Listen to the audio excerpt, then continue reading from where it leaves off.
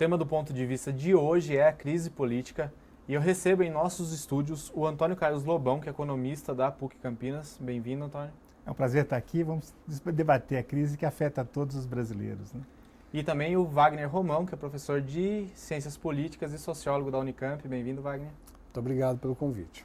Bom, a primeira pergunta para os dois, acho que a gente pode começar com o Wagner. Qual o tamanho da crise política atual? Ela talvez seja a maior crise desde 64, né? Porque a crise anterior do impeachment do Fernando Collor, acho que ela não tinha a dimensão que essa crise está tendo em termos de, digamos assim, passagem, acho que momento de virada de um momento político, né? Que foi esses 12, 13 anos do PT como, né, o partido que lidera esse governo, o atual governo, né, o governo já então desde 2003, né, e que, portanto, tem uma inflexão importante aí na reconfiguração, eu diria, das forças políticas no país, né. O impeachment do Fernando Collor era um outsider, né, não totalmente um outsider, era governador das Alagoas, mas vinha de um partido muito pequeno, PRN, um partido, né, um partido nanico, né, que a gente poderia chamar assim, e não conseguiu montar a sua base de governo e se viu numa situação de envolvimento com corrupção, com malversação do dinheiro público, né. Mas logo ali se construiu uma coalizão que fez a transição daquele período, né, que seria do período Sarney, a pequena passagem de Collor, depois do governo Itamar, e a transição para o governo Fernando Henrique, que inaugura 8 anos de domínio do PSDB e em seguida do PT, né, de hegemonia do PT na política brasileira. Então eu acho que se a gente for comparar nesse tamanho, né, da crise, dessa situação de muita instabilidade no campo da política, eu acho que a gente pode retornar sim a 64. Acho que desde a virada, né, do período de 64, o fim, a transição para o regime democrático em 85, né, e agora esse momento que acho que é um momento de transição e a gente não sabe exatamente como é que as forças políticas vão se configurar nos próximos meses e anos, né. Lobão, e no campo da economia, como que a gente vê essa crise política que tem aí reflexos econômicos? Aí ao contrário do que o Wagner colocou, em termos de crise econômica, essa sem dúvida não é a principal crise, não é a maior crise que nós já vivemos. Agora, ela tem um mecanismo, e a política e a economia têm esse mecanismo de retroalimentação, né? Enquanto a economia vai bem, você consegue ter uma sustentação política melhor, então existe essa ligação muito forte entre a economia e a política. Tanto que a gente pode começar a datar essa crise, não de agora, ela já vinha acontecendo, né? Você teve ao longo dos anos dessa política do PT, principalmente do segundo governo Lula, você tem uma política econômica que tem um caráter fortemente distributivista de renda, ou seja, a renda está sendo distribuída, uma política que focava fundamentalmente na geração de empregos, né, na distribuição da renda efetivamente, e isto foi viável porque durante muito tempo se pôde conciliar essa política de distribuição com a política também de pagamento de juros, que atendia ao grande interesse, ao interesse do grande capital, né? Quando você tem uma crise econômica em que você tem que optar por manter uma política ainda distributivista, né, focada no emprego, cuja prioridade é, inclusive, a geração de empregos, e você não tem mais pernas, ou seja, o Estado não tem mais condições de garantir as duas coisas, ou seja, que o grande capital, principalmente o capital bancário, né, o capital financeiro em geral, né, os mercados dos grandes aplicadores.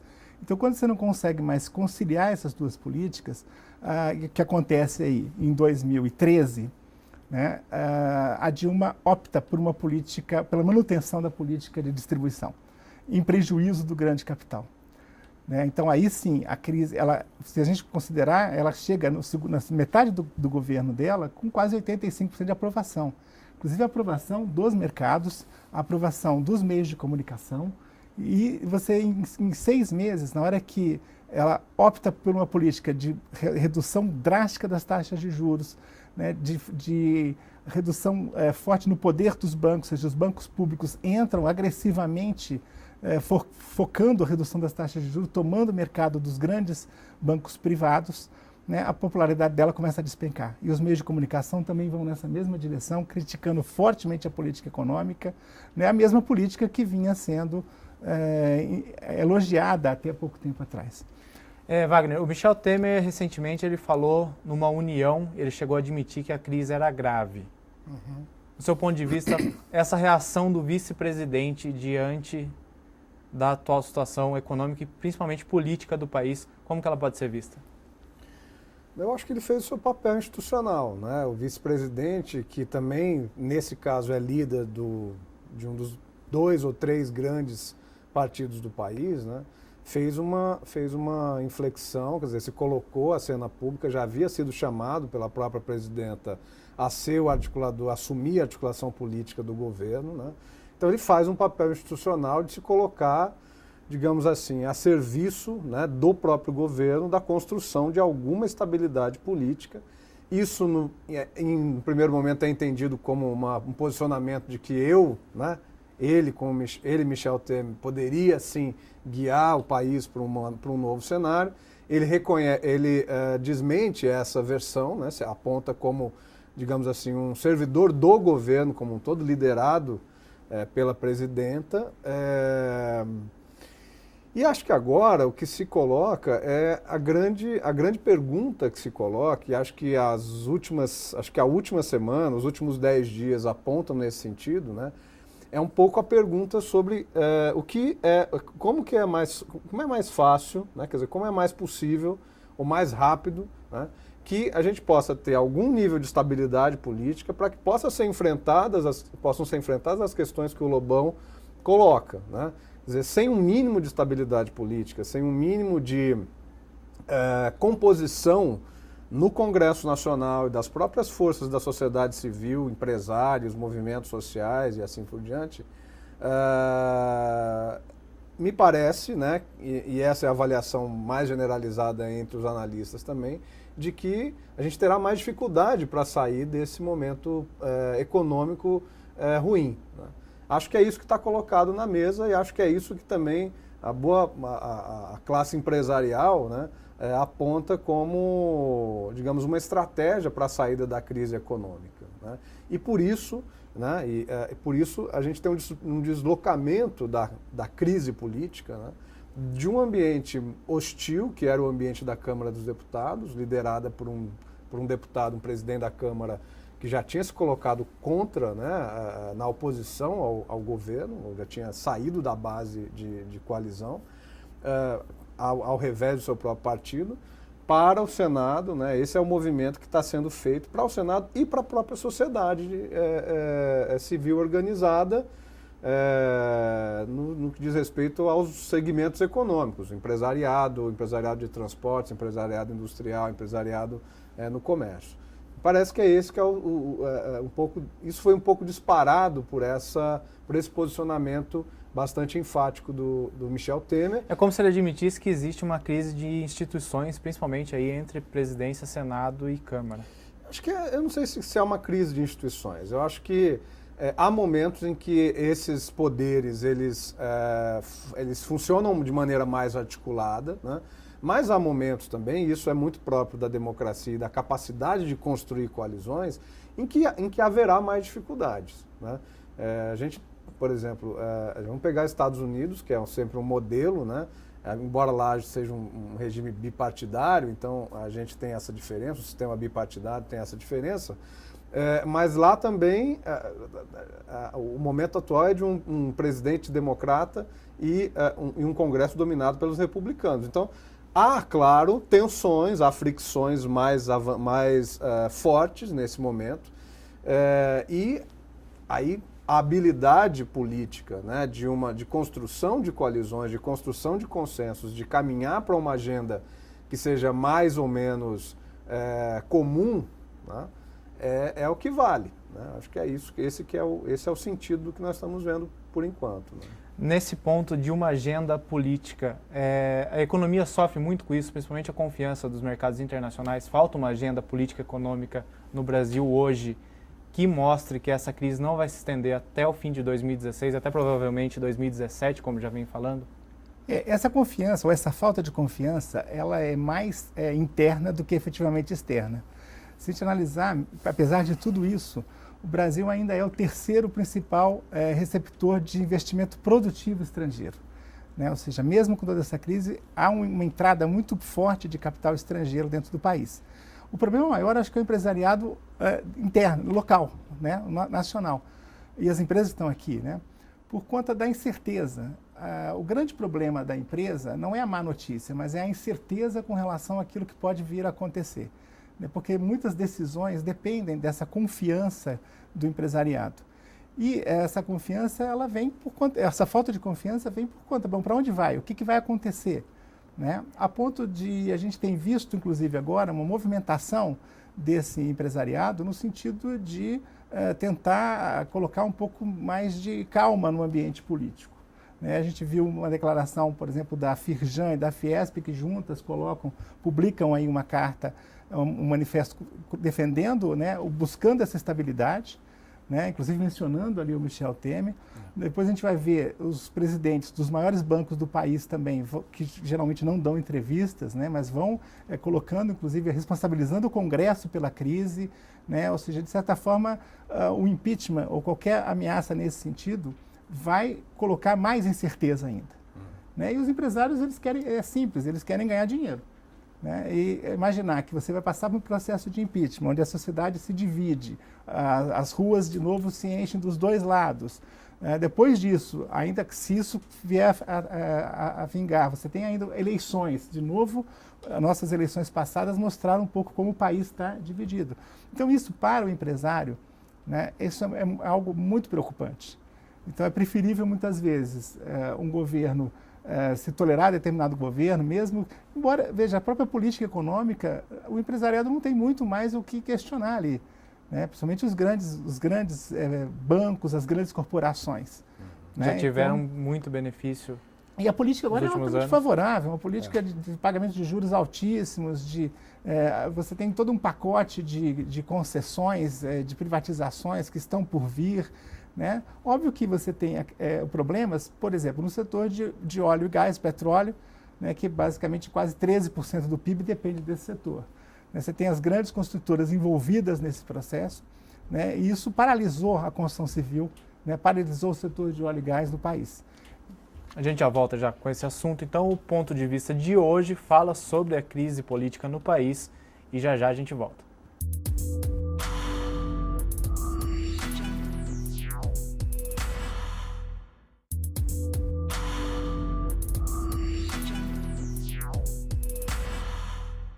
Voltamos com o ponto de vista com o tema de hoje, que é crise política, e eu converso com o sociólogo e professor de ciências políticas Wagner Romão, da Unicamp, e também com o economista Antônio Lobão, que dá aulas na PUC Campinas.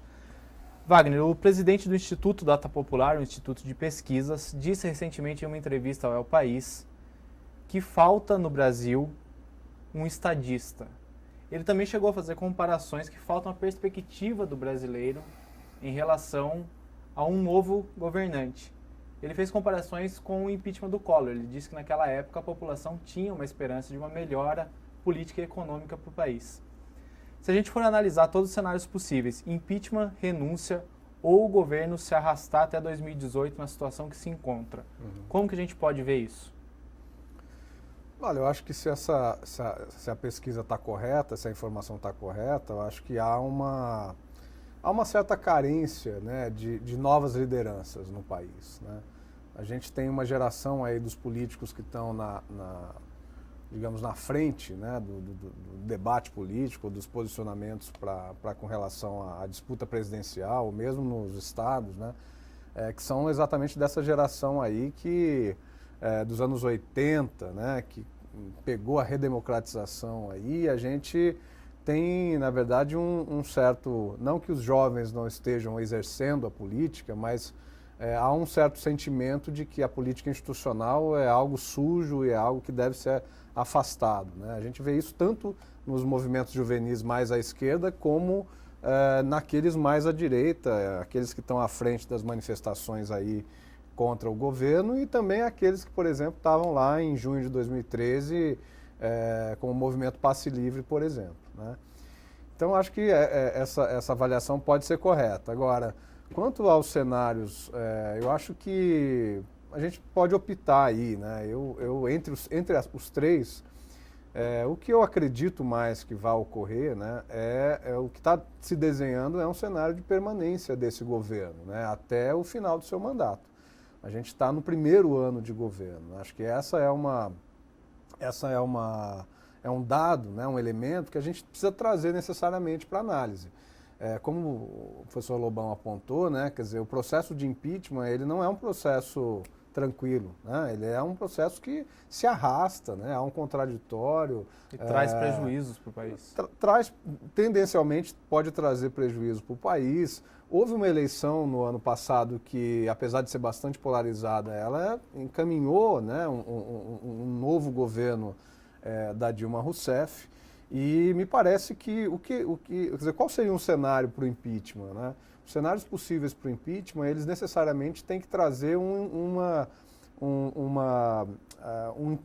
incriminamento, né? Quer dizer, uma prova, uma comprovação de que houve um crime, de que a presidenta praticou um crime. É certo que na definição constitucional sobre quando um caso de impeachment pode vir a público, ela é uma definição bastante flexível, né? Se fala de crime de responsabilidade, enfim, quer dizer, ela é bastante flexível e, de certo modo, pode cair quase tudo dentro dessa tipificação, né? Mas, até agora, não há nenhuma, digamos, sombra, né, de que ela tenha, enfim, cometido algum crime, seja um crime eleitoral, né, isso está em julgamento no TSE, seja um crime relativo às questões da Petrobras, ou seja ainda isso que está em discussão, que realmente aí parece ser uma boia de salvação para aqueles que querem o impeachment já, que é a questão das contas, né, relacionadas à Lava Jato e tudo mais. Não, relacionadas ao Tribunal de Contas da União e à aprovação das contas do ano passado, né? E ainda assim há uma discussão sobre se cabe o impeachment nesse caso, porque está se falando de um mandato anterior, né? Então, o que está colocado aí, ainda em termos disso, né, de equívocos, de crimes de responsabilidade, ainda é muito vago. Então, dificilmente sustenta, né, um processo de impeachment. O que ocorreu agora é o seguinte: é claro que um crime é necessário, né, quer dizer, algo factual é necessário, mas a gente sabe que em política isso, né, quer dizer, de certo modo, se produz uma situação de favorável ou contrária a uma situação dessa. O que a gente viu nos últimos dias é exatamente essa colocar água na fervura, né, redistribuir os acordos políticos.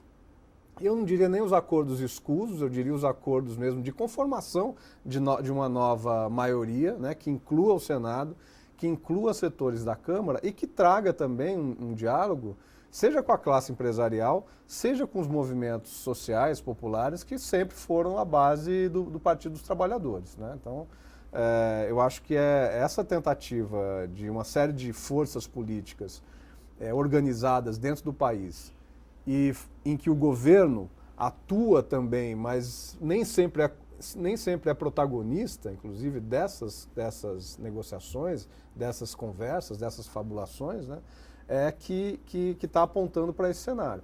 Não acredito em renúncia da presidenta, né? Acho mesmo com as posições que o Temer tem tomado, de demonstrar de certa forma que ele busca já está ali preparando o terreno, mostrando que tem poder, que tem contatos, com essas falas recentes dele que a gente citou? A questão é que o poder, de certo modo, já está com ele, né? Quer dizer, então, quem vai ser presidente, quem vai ser vice, importa pouco, né? O PMDB, ele se tornou, já era um partido, né? Quer dizer, não dá para pensar o governo Lula e os primeiros mandatos da presidenta Dilma sem o PMDB, né? O PMDB é estrutural na sustentação política do governo, está no governo, né? Quer dizer, deveria ser um aliado de primeira hora, é um aliado de primeira hora na maior parte das vezes, e aí importa pouco, me parece, né? Quer dizer, a não ser uma ambição pessoal, que acho que não cabe muito, inclusive, na própria figura do Michel Temer, né? Vamos só passar para o Lobão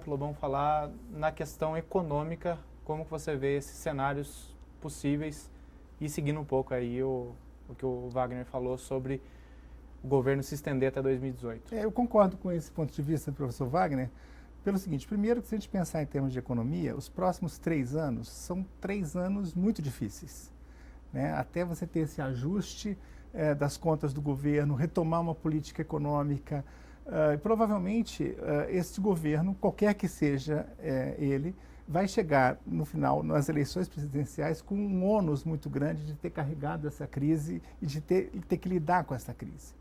Isso é importante porque a gente tem que pensar qual é a expectativa de cada um desses atores que a gente tem, né? Se pensar o PMDB, ele até hoje ele não tem essa intenção, não teve essa intenção de ocupar o principal posto, até porque a sua dinâmica de política passa pela força das prefeituras e uma força mais descentralizada.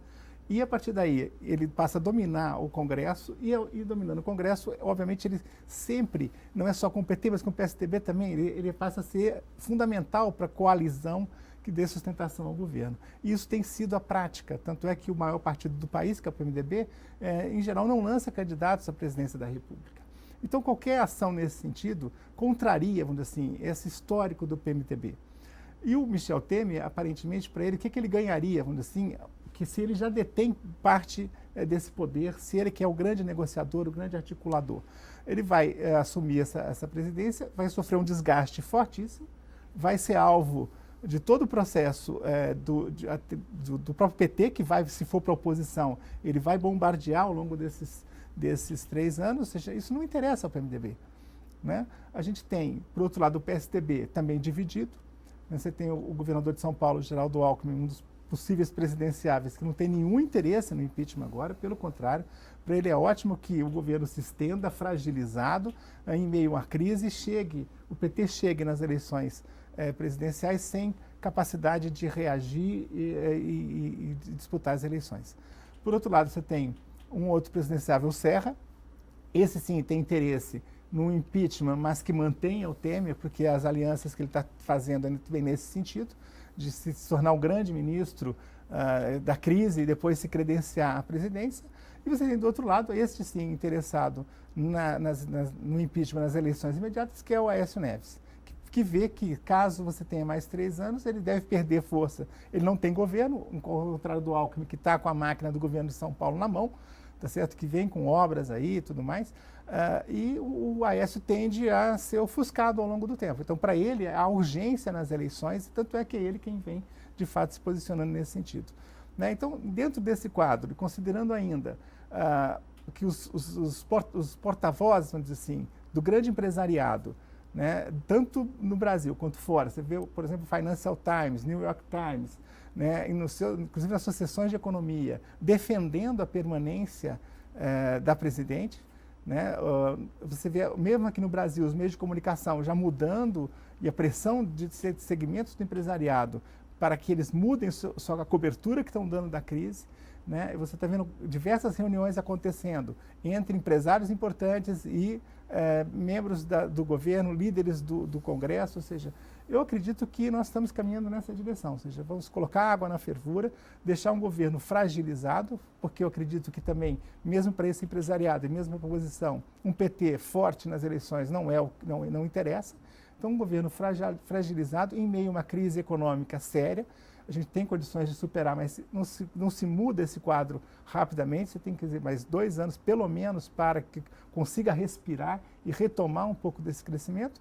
Então, se a gente analisar esse quadro como um todo, quer dizer, a quem interessa efetivamente um impeachment, né? Você pega uma política econômica que vem atender aos interesses desse empresariado, fora as concessões que vão ser feitas, pegar essa agenda Brasil, você tem ali uma série de concessões históricas que esse empresariado vem colocando e não vem sendo atendido pelo PT, agora pode ser que consiga.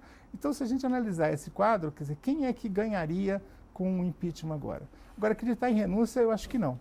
Eu acho que ela, pelo perfil da presidente, dificilmente iria renunciar. A gente já continua com esse tema. O ponto de vista de hoje fala sobre crise política e a gente já volta.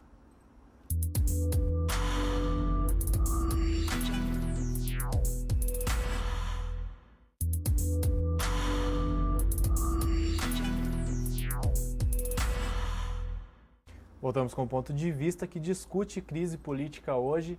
A gente vinha falando sobre os possíveis cenários, renúncia, impeachment ou o governo continuar até 2018 e também aí um pouco sobre o Temer estar já ali trabalhando para demonstrar uma certa força. Existe uma falta de capacidade do governo de governar atualmente ou é a imagem que está sendo transmitida à população está sendo essa? Eu acho que, na verdade, a pergunta precisa ser um pouco, governar para quê, né? Governar é um pouco a gente, eu era muito jovem na época, mas aquele final do governo Sarney ali, logo depois da promulgação da Constituição, ele foi um período muito, né, quer dizer, de uma dificuldade muito grande de você ter agendas, né, para o país, um momento em que a gente estava em compasso de espera, o país estava em compasso de espera, né?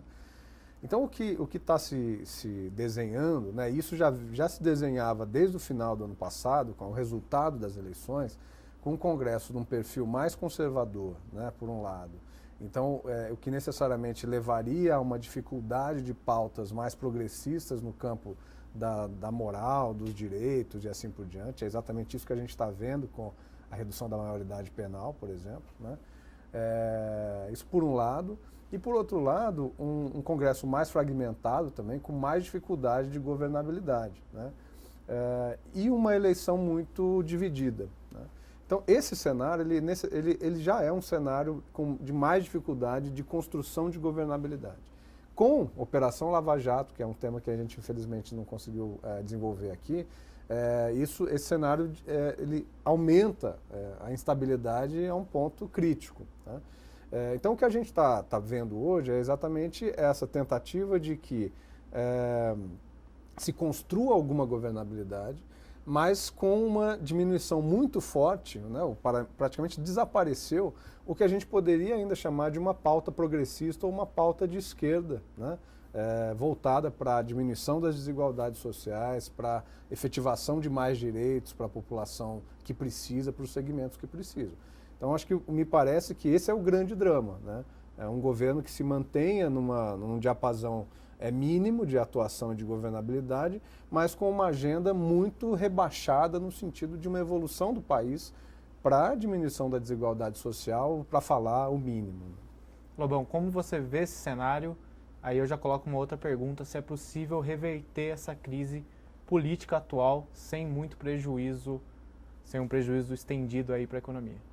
Eu acredito que essa crise já está sendo debelada, vamos dizer assim. Esse encaminhamento já do Senado, já tem setores da Câmara também já se propondo, retomando essas alianças. Ou seja, no Brasil, a presidência da República é muito forte, né? Ou seja, ela tem poderes aí nós temos um Estado ainda muito centralizado, né? E esse presidencialismo de coalizão leva em conta essa distribuição, né, do Estado, esse fatiamento do Estado entre diversos segmentos e diversos setores.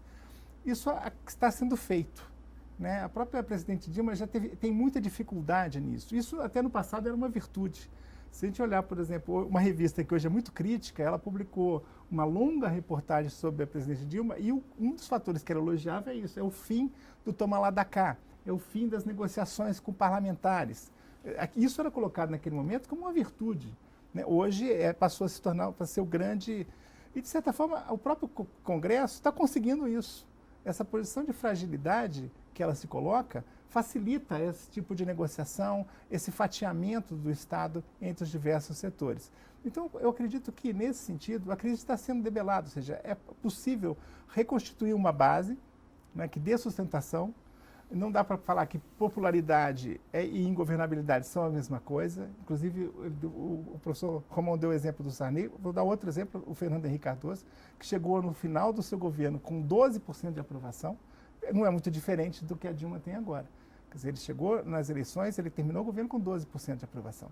Então, a falta de popularidade não significa falta de governabilidade. É possível, sim, pelo poder que tem a presidência da República, de traçar de novo acordos ali que reconstituam uma base, né, que permita que ela continue no governo.